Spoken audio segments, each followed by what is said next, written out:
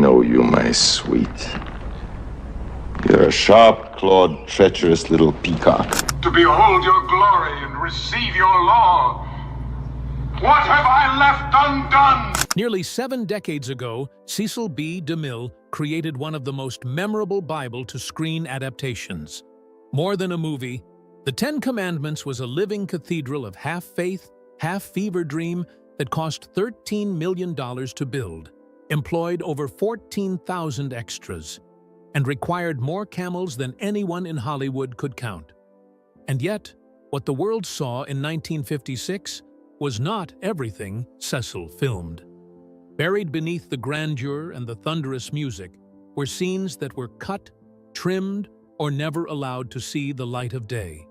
From special effects so disturbing they had to be softened for audiences, to emotional exchanges deemed too human for a story about divine will, The Ten Commandments hides more than its marble tablets ever revealed. So, let's get into it. The rebirth of a legend. Before Moses split the Red Sea in glorious Technicolor, he'd already done it once in the 1923 silent film of the same title. Back then, Cecil B. DeMille had released the movie as a silent-era spectacle so vast that newspapers called it a sermon in stone. Shot on the dunes of Guadalupe, California, that early version was divided into 2 parts. The first half, a literal retelling of Moses and the Exodus, and the second half, a cautionary tale about a modern man defying God's laws. It was a fusion of what many called spectacle and morality, and it cemented Cecil's reputation as Hollywood's high priest of grandeur. But Cecil was determined to replicate the movie's success. This time around, in color, loudly, and better than ever. So, 3 decades later, he got to work. As television began keeping families at home and biblical epics returned to the big screen, Cecil planned to remake the movie as a revelation. He told his crew, "We will tell this story again, but with a power and realism that only sound and color can bring." And just like that, pre-production began in 1952. Research teams were dispatched across Egypt, Mount Sinai, and the Middle East to garner as much accurate information as possible. Stories, tales, conversations that hadn't made it into the Bible, but were just as important. Cecil's writers sifted through archaeological records, rabbinic texts, and Josephus's Antiquities of the Jews to build a script that merged history, theology, and imagination. By 1953, several drafts existed, and one of them contained an extended prologue tracing God's covenant from the dawn of creation to the birth of Moses. This Genesis sequence, as some production notes describe it, would have shown Adam and Eve's fall, Noah's flood, and Abraham's binding of Isaac. The goal was to frame the Exodus as not just an escape from Egypt, but a continuation of a divine story that began at Eden. But the studio had doubts. Paramount executives worried the runtime would stretch beyond reason, and the production's cost was already spiraling. By the time cameras rolled in Egypt in 1954, the Genesis scenes were gone from the shooting script. Still, traces of them survived, whether in concept art, script fragments, or even Cecil's notes stored at the George Eastman Museum. The longer Genesis. If you've ever wondered why the Ten Commandments begin so abruptly, why we open on Cecil standing before a curtain rather than on the creation of the world itself, it's because that wasn't his original plan. Early drafts of the 1956 screenplay reveal something astonishing. Cecil wanted to begin the movie at the very beginning, with Genesis. His first outline, archived at the Margaret Herrick Library, describes a sweeping biblical panorama meant to unfold before a single line of dialogue was spoken. In it, light would pierce through darkness as a narrator intoned, "In the beginning, God created the heavens and the earth." Then a series of visual vignettes would follow. Adam and Eve driven from Eden, Cain raising his hand against Abel, the floodwaters covering the earth, Abraham's trembling faith as he raised the knife over Isaac. While you might think it was meant as a sermon, this really wasn't the intention. Cecil would later go on to explain that it was supposed to serve as context, kind of like a reminder that the story of Moses was part of something larger. Humanity had disobeyed, fallen, and been redeemed again and again until the moment when God would finally deliver his people from bondage. According to film historian Catherine Orison in her definitive book, Written in Stone, making Cecil B. DeMille's epic, The Ten Commandments, Cecil and his screenwriters Henry Nordlinger and Aeneas Mackenzie debated this prologue for months. Some concept art from the Paramount archives even shows early sketches of Eden, Noah's Ark, and Abraham on Mount Moriah. But it was an ambitious vision, a little too ambitious, perhaps. By early 1954, production costs were already spiraling past $13 million, an astronomical sum for its time. The Genesis sequence alone would have required new sets, animal effects, water stages, and extensive mat work. Cecil, ever the perfectionist, refused to do it halfway. When Paramount executives reviewed his production breakdown, they balked. The studio feared that beginning with the fall of man would not only bloat the runtime, but also confuse audiences who came expecting an Exodus story. So, reluctantly, Cecil trimmed the script. The Genesis scenes were condensed into a few spoken lines in his on-camera introduction. That's his famous prologue where he addresses the audience directly, warning of the dangers of tyranny and godlessness. But even that moment, some scholars note, carries the ghost of the deleted beginning. The tone, the sermon-like delivery. It's all that remains of what once might have been a cinematic book of Genesis. And while there were whispers that some of the Genesis footage might have been filmed, especially since a handful of production assistants and archivists have claimed that Cecil staged test scenes, none of that footage ever surfaced publicly. Still, photographs from the Paramount archives hint at painted backdrops and set models matching those descriptions. If true, then fragments of the world's beginning may have once existed on film, shot and shelved before the Exodus even began. To this day, no known reel of Genesis footage has been found. Restoration experts at Paramount and the George Eastman Museum confirmed that the 4K restoration sourced from Cecil's personal print contained no trace of deleted material beyond what appeared in the final cut. But script pages, surviving storyboards, and even Cecil's meticulous production memos leave no doubt. The forbidden prologue was real. And that brings us to the heart of Cecil's next battle. The special effects sequences that nearly broke his film and terrified audiences long before CGI ever existed. The visual plagues. When the movie premiered in November 1956, audiences gasped in wonder and in horror. Wonder because for one of the first few times in history, they were watching biblical events play out on the big screen. And horror because of the sheer terror of it all. Many viewers came expecting a story of faith and deliverance, and while they got that, what they weren't very prepared for was the horror. However, for Cecil, this was the whole point of the movie. He wanted the plagues of Egypt to feel real. Gone were the mystical metaphors he'd entertained in the past. Now it was time to introduce tangible disasters that crawled, bled, and smothered.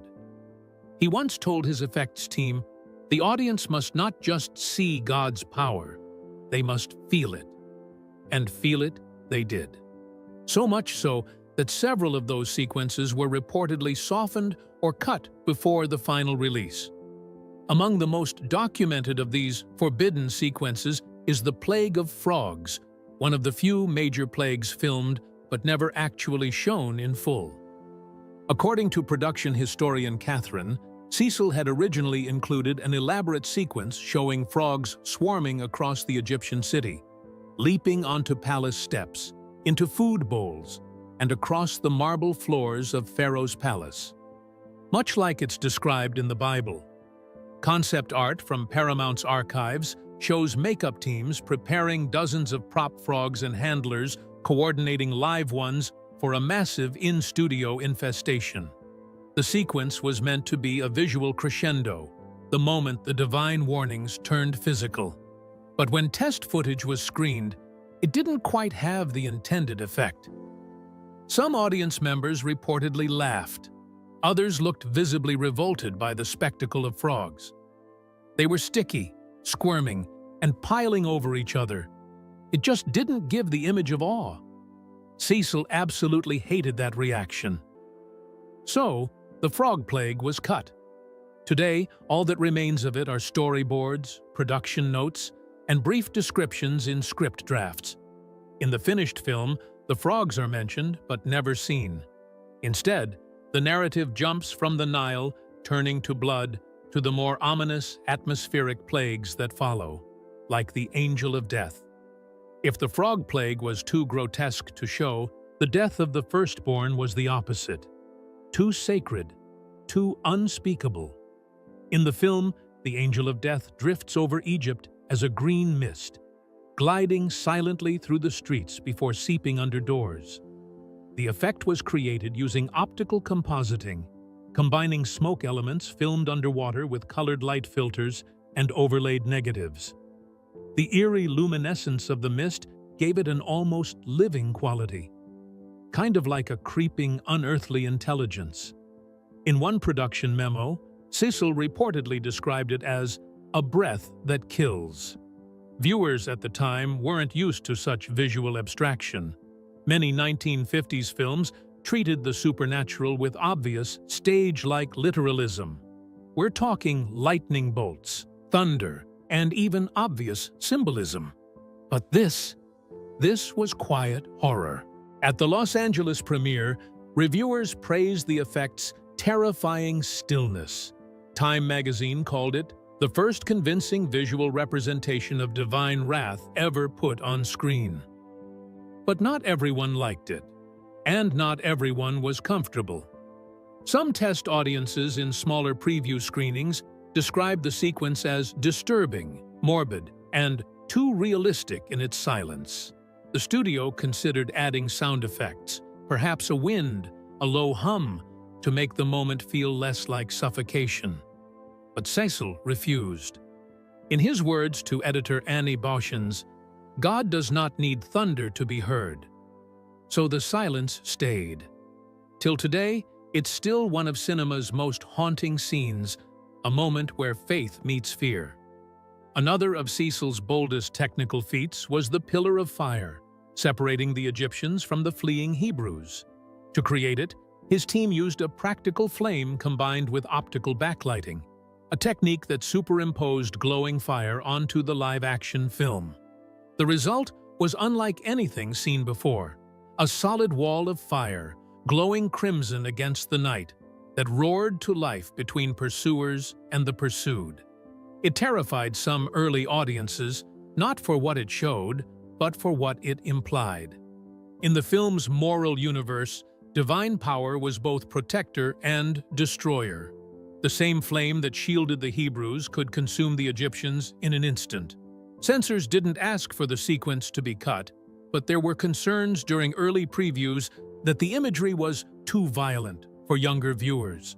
The flame effects were therefore adjusted in post-production. Less brightness, slower speed, softer glow. It was the first known instance of Cecil actually toning down his own visual effects for emotional rather than moral reasons. Of course, no discussion of his special effects would be complete without the parting of the Red Sea, a sequence that remains a cinematic miracle nearly 70 years later. Contrary to myth, the scene wasn't achieved through matte painting or animation. It was done with 2 colossal water tanks at Paramount's backlot. The team filmed water pouring backward, first flooding downward, then reversed in post, to make it appear as if the waves were rising apart. Blue dye, milk, and gelatin were used to enhance density, while smoke was added for atmosphere. Sounds like a lot of work to achieve something CGI could do effortlessly, doesn't it? Well, it worked. The effect stunned 1950s audiences. In fact, in one 1956 Variety review, a critic wrote, "The Red Sea sequence alone is worth the price of a new religion." But in the early filming stages, things didn't exactly go as planned. During the test reels, for example, the waves rose too quickly. The sudden, violent split of the sea gave the sequence an almost monstrous feeling, more like an attack than a miracle. To correct this, Cecil ordered his editors to slow it down, perhaps more so for reverence than realism. Whatever the reason was, that restraint turned what could have been a spectacle of destruction into something transcendent. Then there was the Nile turning to blood sequence that was filmed thanks to chemistry. That's right. When Moses raises his staff and the Nile turns to blood, you're watching a chemistry experiment filmed in real time. The crew achieved the transformation using red dye released into the water through hidden tubes and tanks. But the realism startled test audiences. In early color tests, the water appeared too dark, a murky crimson that looked genuinely biological. Cecil had the lab technicians adjust it to a slightly translucent red to maintain the spectacle without crossing into disgust. Reports from 1956 screenings describe a collective gasp when the transformation occurred. Even by the standards of post-war cinema, where audiences had seen countless war films, the Ten Commandments evoked something deeper. Perhaps a primal fear of divine punishment? Cecil himself said in his production diary, "We must not show gore, but we must show God's power as something not to be mocked." And he walked that line with a precision few filmmakers could manage. By the time the movie was all ready for release, Cecil wondered how the audience would take the over 4-hour-long movie. But he wouldn't have to wait too long, because as soon as it hit the screens, reviews began to pour in. Contemporary press accounts show that audiences reacted viscerally to it. It was, in every sense, a sensory overload. At its premiere, people gasped during the plagues. Some even reportedly shielded their children's eyes during the Angel of Death sequence. In smaller towns, projectionists were instructed to dim the lights in the theater less sharply during the plague scenes because the silence and darkness were causing anxiety. Cecil himself received letters from clergy praising the film's spiritual ambition, and others accusing him of making God's wrath too frightening for the faithful. But it worked. The film became the highest-grossing release of 1956 and held its position for years. Its imagery seeped into cultural memory, not only as religious iconography, but as early cinematic horror cloaked in holiness. To many, Cecil's genius lay in walking a razor's edge. He wanted to make believers tremble, not at the devil, but at God's magnitude. Every visual miracle was engineered by hand, on celluloid, with the sweat of craftsmen who built entire worlds out of light. There was no CGI safety net, no digital correction. Only glass, paint, smoke, and faith. And even as reels were trimmed, frames removed, and plagues softened, the film that emerged still felt overwhelming, and like a reminder that sometimes the most powerful images are the ones we almost see. Now let's shift the lens inward to the people who made it all possible and what it cost them. The sacrifices behind the sand. For all its divine grandeur, the Ten Commandments was certainly not filmed in heaven. Rather, it was carved out of sweat, exhaustion, and pain. Cecil's production was one of the largest ever attempted, with more than 14,000 extras, an incredible 15,000 animals, and tens of thousands of costumes. Even more incredible, the sets were real. The desert was real. And unfortunately, the toll on both cast and crew was very real too. Behind the spectacle of God parting the Red Sea through Moses, a quieter truth took shape. This film may have been blessed on screen, but off-screen, it often felt cursed. In November 1954, during one of the most punishing shoots in cinematic history, Cecil collapsed from a near-fatal heart attack on the Egyptian set. The cast and crew were filming the massive desert exodus, thousands of extras trudging through the sand, when Cecil, at 73 years old, climbed a 107-foot hill to check a camera angle. It was 120 degrees Fahrenheit, and although he reached the top and managed to give his orders, he was soon clutching his chest in pain. According to Catherine's written in stone, Cecil's assistant director Henry Wilcoxon caught him just before he fell. A doctor rushed to his side, warning that any exertion could kill him. Still, Cecil refused to stop. Within 2 days, he was back on set, directing from a stretcher, telling his crew, "If I must die, let it be making a picture about God." It's the kind of quote that sounds made for Hollywood, except everyone on set swore it was true. But this was far from being the only tragic on-set occurrence. The majority of the Ten Commandments was filmed in Egypt's Sinai Peninsula and on the dunes near Luxor, the same landscapes where Moses was said to have walked. It was a choice that gave the film authenticity, but pushed the human body to its limits. Charlton Heston later recalled that actors fainted daily from heat stroke. Makeup melted under the sun, and sandstorms destroyed cameras overnight. The extras, mostly Egyptian locals, were paid in meals and water. Some worked barefoot in 120-degree heat, hauling stone props and chariots across dunes that burned like coals. Anne Baxter, who played Nefertiti, described the heat as biblical in its cruelty. In one account, she fainted inside a heavy gold headdress and had to be revived with ice water. The conditions were so brutal that Cecil's crew began calling the production the 13th Plague.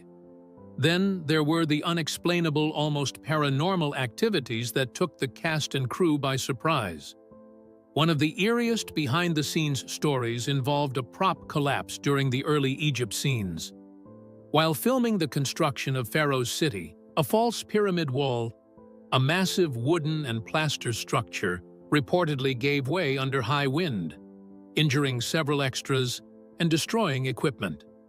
Though official studio reports downplayed the accident, crew members later admitted that at least 2 stuntmen were badly hurt. One of the extras even claimed the accident occurred right after someone joked about the film being cursed. Whether coincidence or superstition, that sense of divine warning clung to the set for the rest of the shoot.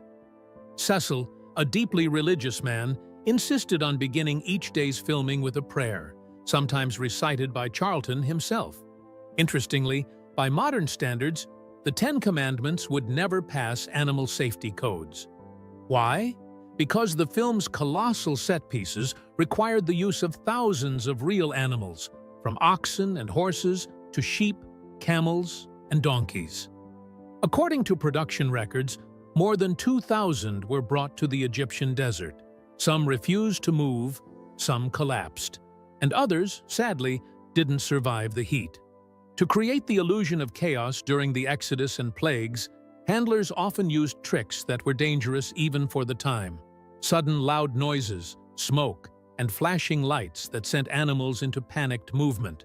Paramount's official statement later called these sequences handled with utmost care, but many accounts from local workers tell a more complicated story. In 1957, the Saturday Evening Post ran a brief piece alluding to animal troubles in Egypt during the making of the film, one of the first public hints that the epic's grandeur came at a cost. Even the film's beauty came with pain. Designer Edith Head's lavish costumes, especially for Anne and Yul Brynner, were stunning but punishing to wear. Anne's gold thread gown, made from metallic fabric, reportedly left her arms covered in small cuts and burns under the Egyptian sun. Yul's ornate chest plates caused constant bruising, and Challerton's prosthetic beard for the older Moses scenes was glued on so tightly it left him with raw skin for weeks. During the Red Sea sequence, extras stood barefoot in dyed salt water for hours, unaware that the mixture of chemicals used to create the color caused mild chemical burns on their feet. Yet, for all the hardships, no one, not even Cecil, ever considered quitting. There was a sense among the cast and crew that they were part of something sacred, something beyond cinema. Charlton later wrote in his memoir that it didn't feel as though they were making a movie about God. It felt more like they were trying to make it with him watching.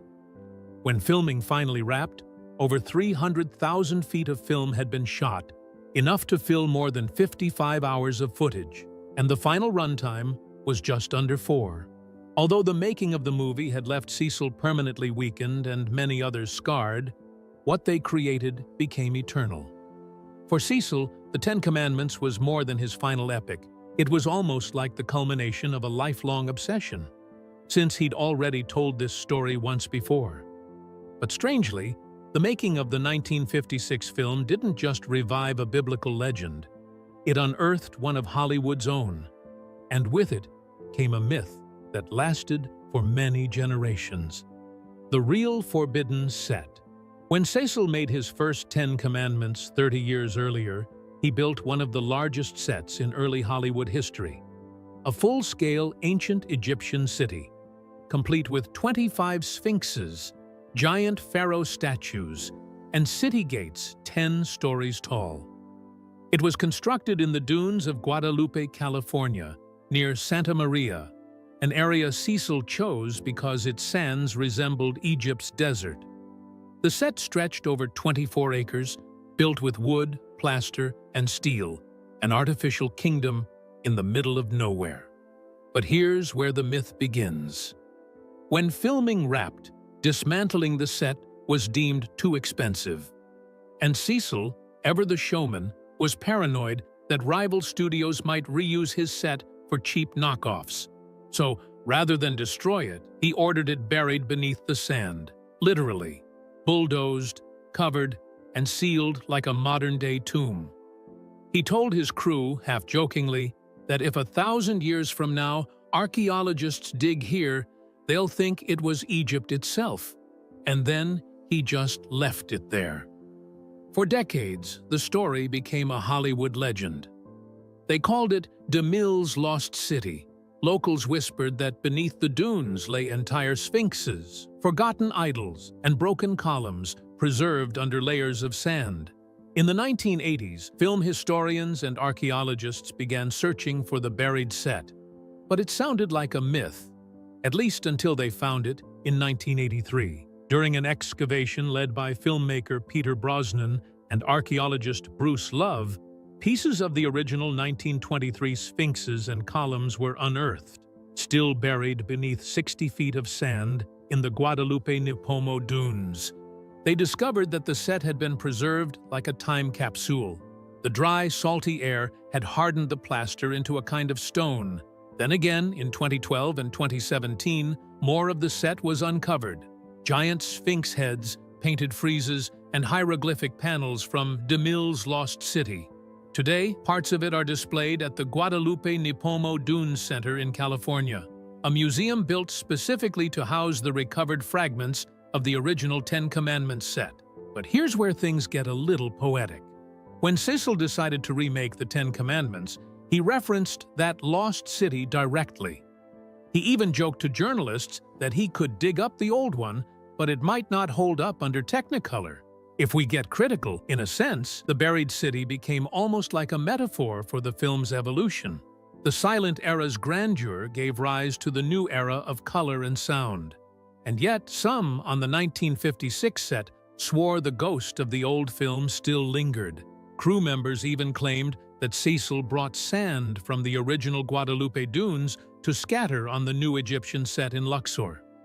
Almost like a symbolic gesture linking the two productions, old and new, as if consecrating one with the spirit of the other. Whether or not that part is true, it's undeniable that the buried original set remains one of Hollywood's great archaeological mysteries. The legacy.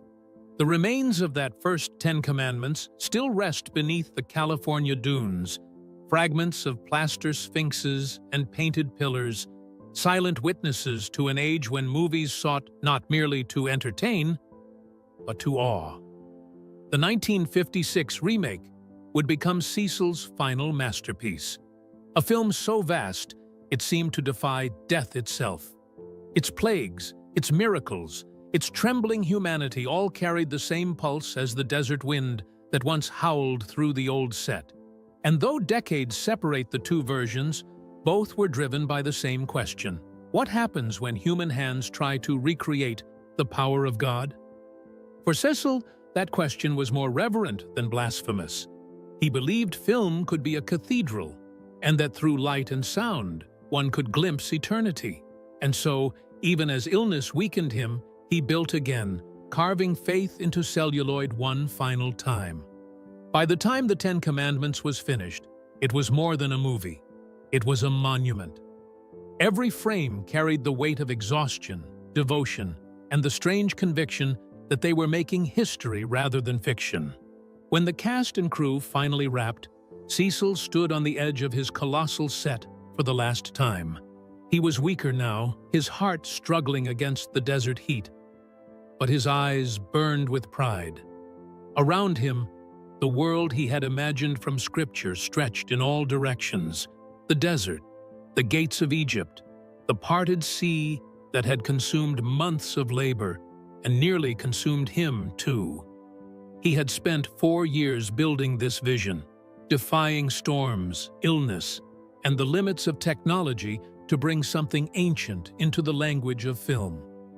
At 75, Cecil had given his final command. When the movie finally premiered, it wasn't just a movie. It was a closing chapter in the myth of a man who refused to make small things. The audience rose to their feet, weeping, applauding, trembling. It was as if they too had crossed the Red Sea. The film shattered box office records and became one of the highest-grossing movies of all time. Shortly after the premiere, Cecil's health declined sharply, yet he never stopped working, revising scripts from his bedside, still dreaming of stories larger than life. He would die 3 years later, having lived long enough to see his film declared immortal. Today, no one has truly dared to remake it, probably not because they can't, but because some things were never meant to be replicated. The parted sea, the creeping angel of death, belongs to an age of filmmakers who built miracles by hand and believed in them with all their hearts. What's your favorite scene from the movie? Tell us in the comments below. Thanks for watching. Please leave a like and subscribe to the channel so you're notified whenever we upload a new video.